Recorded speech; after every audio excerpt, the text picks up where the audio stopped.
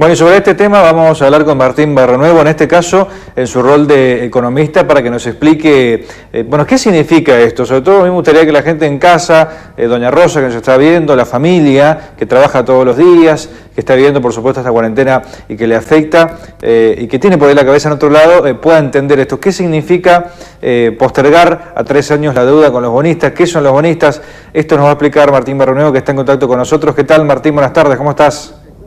¿Qué tal? ¿Cómo están? Un gusto saludarlos. Bueno, Martín, preguntarte esto que recién mencionaba. ¿Qué significa y qué tiene que saber el ciudadano de a pie respecto de este anuncio que para el país es importante, pero que por ahí muchas veces es un tanto complejo de entender, ¿no?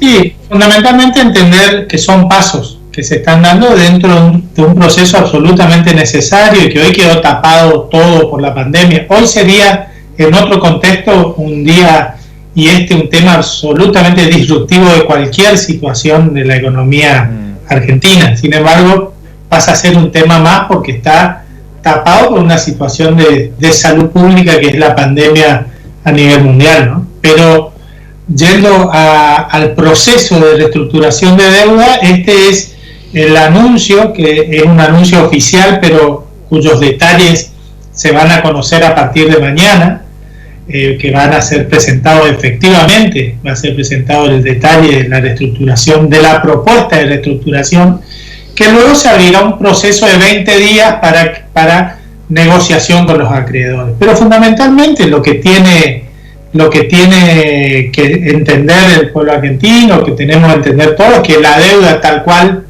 está hoy es impagable desde distintos puntos de vista. Si vos mirás las necesidades de financiamiento de la Argentina en este tiempo para pagar la deuda, están en torno al 20-22% del Producto Bruto Interno, y los pagos de intereses de la Argentina para este año y para el año siguiente están alrededor del 20% de los ingresos totales de la Argentina.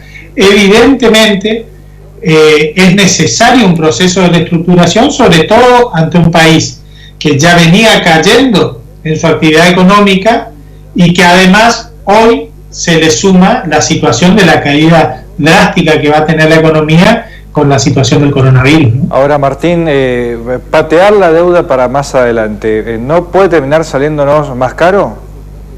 No, bueno, a ver, entender que es un proceso. En el caso que esta propuesta sea aceptada, claramente es una reducción de la deuda en términos financieros.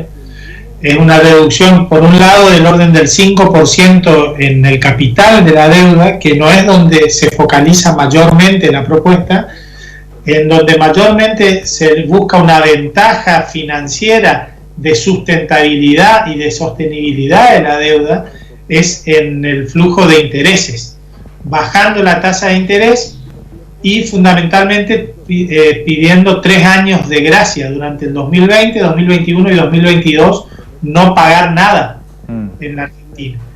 Esto no implica pagar más de ninguna manera, sino pagar menos, y justamente como implica pagar menos es que se va a llevar adelante un proceso de negociación duro que recién empieza con los acreedores que van a querer cobrar.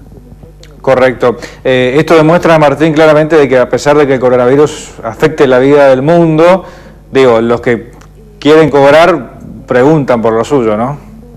Sí, por supuesto. Es una lucha hasta natural. También es cierto que la situación de la Argentina ya era muy grave a principios de año. De hecho, nosotros estamos en un default virtual desde abril del 2018. En aquel momento en que el gobierno de Macri se vio obligado a ir al Fondo Monetario Internacional, es porque ya no podíamos pagar la deuda. El Fondo Monetario Internacional sostuvo durante este tiempo, por eso te hablo de un default virtual, porque efectivamente con fondos extraordinarios, con apoyos extraordinarios, se fueron pagando los vencimientos de deuda en la Argentina, pero sin sostenibilidad. Claro. Bueno, hoy hay una nueva mirada desde el Fondo Monetario Internacional, hay una nueva conducción que tiene una mirada mucho más vinculada al pensamiento del gobierno nacional, que tiene que ver con que nadie puede pagar cayendo en la actividad económica.